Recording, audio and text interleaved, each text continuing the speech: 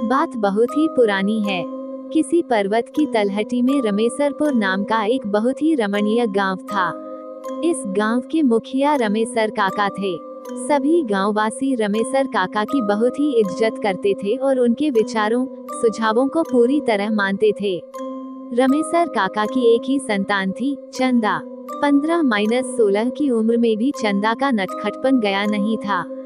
वो बहुत ही शरारती थी। उसके चेहरे पर कहीं भी षोडशी का शर्मीलापन नजर नहीं आता, पर हाँ, उसके चेहरे से उसका भोलापन जरूर छलकता। उस समय हर माँ बाप की बस एक ही ख्वाहिश होती थी कि उनकी लड़की को अच्छा घर वर मिल जाए और वह अपने ससुराल में खुश रहे। रमेसर काका भी चंदा के लिए आसपास के गांवों वर देखुआ बनकर जाना शुरू कर दिए थे।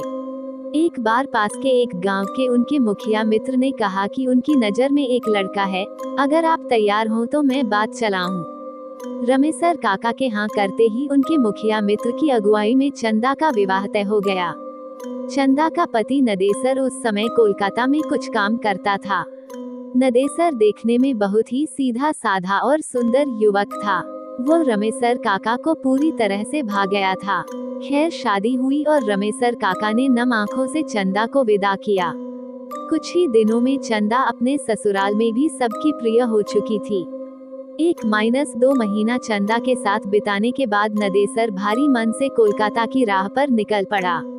चंदा ने नदेसर को समझाया कि कमाना भी जरूरी है और 5-6 महीने की ही तो बात है, दिवाली में आपको फिर से घर आना ही है, तब तक मैं नजरें बिछाए आपका इंतजार प्रसन्न मन से कर लूंगी।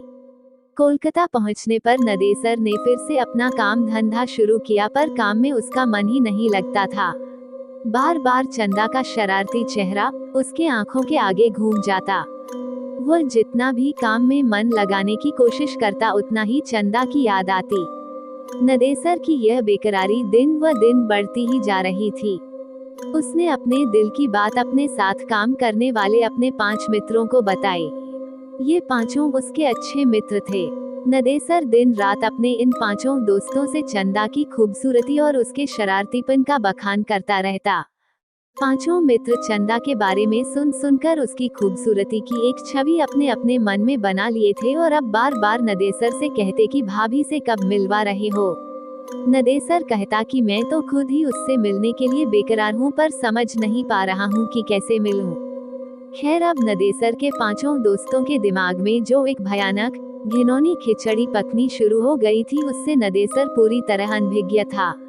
उसके 5 दोस्तों ने एक दिन नदेसर से कहा कि यार, भाभी को यहीं ले आओ, कुछ दिन रहेगी, कोलकाता भी घूम लेगी तो उसको बहुत अच्छा लगेगा और फिर 1-2 हफ्ते में उसे वापस छोड़ आना। पर नदेसर अपने बूढ़े माँ बाप को याद कर कहता कि नहीं यारों, मैं ऐसा नहीं कर सकता, मेरी अम्मा और बाबू की देखभाल के लिए गांव में चंदा के अलावा और कोई नहीं है। कुछ दिन और बीते, पर ये बीतते दिन नदेसर की बेकरारी को और भी बढ़ाते जा रहे थे। अब तो नदेसर का काम में एकदम से मन नहीं लग रहा था और उसे बस गांव दिखाई दे रहा था। एक दिन रात को नदेसर के 5 दोस्तों ने नदेसर से कहा कि चलो हम लोग तुम्हारे गांव चलते हैं। नदेसर अभी कुछ समझ पाता या कह पाता, तब तक उसके उन 5 दोस्तों में से निकेश नामक दोस्त ने कहा कि यार टेंशन मत ले, कह देना कि अभी काम की मंदी चल रही है इसलिए गांव आ गया, और साथ ही इसी बहाने हम मित्र लोग भी तुम्हारा गांव देख लेंगे और भाभी के साथ ही तुम्हारे माता पिता से भी मिल लेंगे, क्योंकि हम लोगों का तो गांव भी नहीं है। इसी कोलकाता में पैदा हुए और कोलकाता को ही अपना घर बना लिए। हम लोग भी चाहते हैं कि कुछ दिन गवई आबोहवा का आनंद लें। नदेसर तो घर जाने के लिए बेकरार था ही, उसे अपने दोस्तों की बात भली लगी। फिर क्या था, दूसरे दिन ही नदेसर अपने उन 5 दोस्तों के साथ अपने गांव के लिए निकल पड़ा।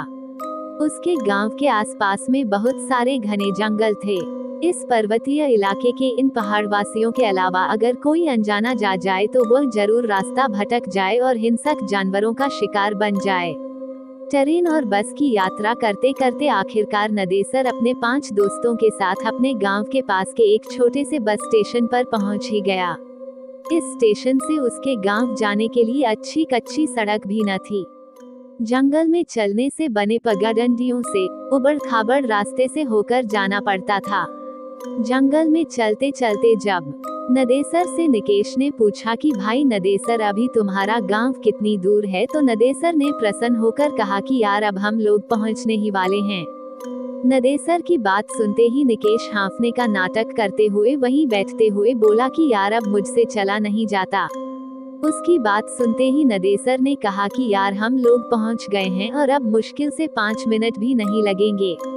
पर नदेसर की बातों को अनसुनी करते हुए उसके अन्य 4 दोस्त भी निकेश के पास ही बैठ गए। अब नदेसर बेचारा क्या करे, उसे भी रुकना पड़ा। नदेसर के रुकते ही निकेश ने अपने हाथ में लिए झोले में से एक अच्छी नई साड़ी और साथ ही चूड़ी आदि निकालते हुए कहा कि यार नदेसर, हम लोग भाभी से पहली बार मिलने वाले हैं, इसलिए उसके लिए कुछ उपहार लाए हैं। उसकी बात सुनते ही नदेसर ने कहा कि यारों इसकी क्या जरूरत थी। पर निकेश ने हंसकर कहा कि जरूरत थी भाई, हमारी भी तो भाभी है, हम पहली बार उससे मिल रहे हैं, तो बिना कुछ दिए कैसे रह सकते हैं। इसके बाद निकेश ने कुटिल मुस्कान चेहरे पर लाते हुए नदेसर से कहा कि यार नदेसर, क्यों ना भाभी को सरप्राइज दिया जाए। एक काम करो, तुम घर जाओ और बिना किसी को बताए भाभी को घुमाने के बहाने यहाँ लाओ, हम लोग यहाँ भाभी को ये सब उपहार दे देंगे और उसके बाद फिर से तुम दोनों के साथ तुम्हारे घर चलेंगे। भोला नदेसर हाँ में हाँ मिलाते हुए तेज कदमों से घर की ओर गया और लगभग 30-40 मिनट के बाद चंदा को लेकर दोस्तों के पास वापस आ गया। फिर क्या था, चंदा से वे पांचों दोस्त एकदम से अपनी भाभी की तरह मिले। चंदा को भी बहुत अच्छा लगा। इसके बाद जब चंदा ने उन्हें घर चलने के लिए कहा तो अचानक उनके तेवर थोड़े से बदले नजर आए। निकेश और नदेसर के अन्य 4 दोस्त चंदा और नदेसर के पास पूरी सख्ती से खड़े हो गए थे। चंदा और नदेसर कुछ समझ पाते इससे पहले ही निकेश ने दांत भींचते हुए तेज आवाज में नदेसर से कहा कि साले, मैं अपनी बहन की शादी तुमसे करना चाहता था, पर तुम बिना बताए गांव आकर अपनी कर लिए। उसकी बात सुनकर नदेसर ने भोलेपन से कहा कि निकेश भाई, आपने तो कभी हमसे अपनी बहन की शादी के बारे में बात भी नहीं की थी, और जब मैं घर आया था तो यहाँ माँ बाबू ने शादी कर दिया था, भला मैं उन्हें मना कैसे कर सकता था। पर नदेसर की इन भोली बातों का उन 5 दैत्यों पर कोई असर नहीं हुआ। उनमें से 2 ने नदेसर को कसकर पकड़ लिए थे और 3 चंदा का चीरहरण करने लगे थे। अभी नदेसर या चंदा चिल्लाकर आवाज लगा पाते इससे पहले ही उन दोनों के मुंह में कपड़े ठूंस दिए गए। फिर निवस्त्र चंदा और घनेसा को उठाकर वे लोग कुछ और घने जंगल में ले गए। घने जंगल में ले जाकर उन लोगों ने नदेसर की हत्या कर दी और चंदा की इज्जत से खेल बैठे। लगभग वे 5 नरपिशाच घंटों तक चंदा को दागदार करते रहे। वह चिल्लाती रही, भीख मांगती रही, पर उन भेड़ियों पर कोई असर नहीं हुआ। अंततः अपनी वाली करने के बाद उन 5 ने चंदा को भी मौत के घाट उतारकर वहीं जंगल में सूखी पत्तियों में उन्हें ढंक कर आग लगा दिए। आग लगाने के बाद ये 5 दोस्त जिधर से आए थे उधर को भाग निकले। जंगल जलने लगा और जलने लगे चंदा और नदेसर के जिस्म। सब कुछ स्वाहा हो गया था। इस आग से आसपास के गांव वालों को कुछ भी लेना देना नहीं था, क्योंकि जंगल में आग लगना कोई बहुत बड़ी बात नहीं थी।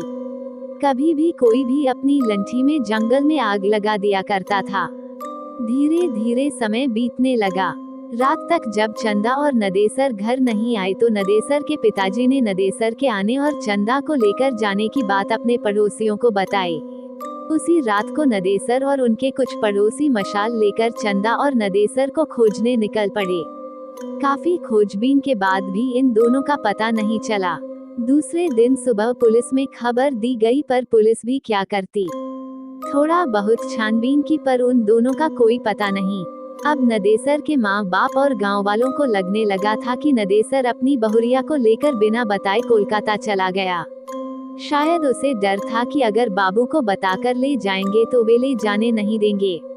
आखिर कोलकाता में नदेसर कहाँ रहता है, क्या करता है, इन सब बातों के बारे में भी नदेसर के माता पिता और गांव वालों को बहुत कम ही पता था। धीरे धीरे करके 8-9 महीने बीत गए। अब नदेसर के माता पिता बिना नदेसर और चंदा के जीना सीख गए थे। इधर कोलकाता में एक दिन अचानक निकेश के घर पर कोहराम मच गया। हुआ ये था कि किसी ने बहुत ही बेरहमी से उसके गुप्तांग को दांतों से काट खाया था। उसके शरीर पर जगह जगह भयानक दांतों के निशान भी पड़े थे और वह इस दुनिया को विदा कर गया था। पुलिस के पूछताछ में उसके घर वालों ने बताया कि पिछले 1 महीने से निकेश का किसी लड़की के साथ चक्कर था। वे दोनों बराबर एक दूसरे से मिलते थे, पर लड़की कौन थी, कैसी थी, किसी ने देखा नहीं था। पर इसी दौरान पुलिस को निकेश की बहन से एक अजीब व डरावनी बात पता चली। निकेश की बहन ने बताया कि एक दिन जब निकेश घर से निकला तो वह भी पीछे पीछे होली थी। निकेश बस्ती से निकलकर एक सुनसान रास्ते में बनी एक पुलिया पर बैठ गया था। वहां से मैं लगभग 20 मीटर की दूरी पर एक बिजली के खंभे की आड़ में खड़ा होकर उस पर नजर रख रही थी। मुझे बहुत ही अजीब लगा, क्योंकि ऐसा लग रहा था कि निकेश किसी से बात कर रहा है, किसी को पुचकार रहा है, पर वहां तो निकेश के अलावा कोई था ही नहीं। फिर मुझे लगा कि कहीं निकेश भैया पागल तो नहीं हो गए हैं ना। अभी मैं यही सब सोच रही थी, तभी एक भयानक काली छाया मेरे पास आकर खड़ी हो गई। वह छाया बहुत ही भयानक थी, पर छाया तो थी, पर छाया किसकी है ये समझ में नहीं आ रहा था। मैं पूरी तरह से डर गई थी। फिर अचानक वह छाया अट्टहास करने लगी और चिल्लाई, अब तेरा भाई नहीं बचेगा। नोचा था ना मुझे, मैं भी उसे नोच नोच कर खा जाऊंगी। और हाँ, एक बात तू याद रख, अगर यह बात किसी को भी बताई तो मैं तेरे पूरे घर को बर्बाद कर दूंगी। इतना कहते ही निकेश की बहन सुबक सुबक कर रोने लगी। इतना सुनते ही पुलिस और आसपास जुटे लोग सकते में आ गए और पूरी तरह से डर भी गए, क्योंकि निकेश का जो हाल हुआ था वह ये बयां कर रहा था कि इसके साथ जो हुआ है वो किसी इंसान ने नहीं अपितु भूत प्रेत ने ही किया होगा। ये कहानी यहीं समाप्त होती है, पर इसके अगले भाग के रूप में एक कहानी और आ सकती है कि क्या निकेश का ये हाल किसी भूत भूतनी ने ही ऐसा किया था या किसी और ने। कहीं चंदा तो नहीं या नदेसर, निकेश के अन्य 4 दोस्तों के साथ भी कुछ हुआ क्या? यदि ये कहानी आपको पसंद आई हो तो अपने दोस्तों और अन्य लोगों के साथ शेयर जरूर करिएगा।